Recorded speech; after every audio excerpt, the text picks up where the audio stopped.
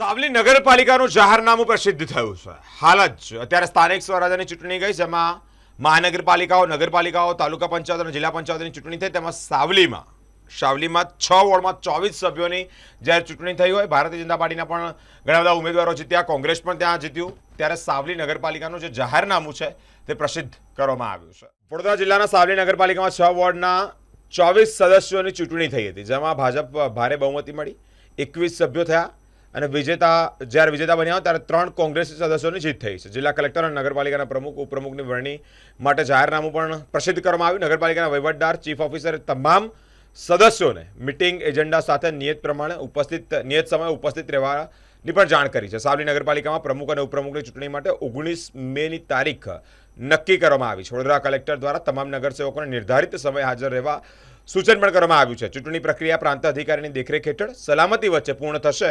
સાથે જ આ મહત્વપૂર્ણ પ્રક્રિયા બાદ સાવલી નગરપાલિકાની નવી નેતાગીરી મળશે।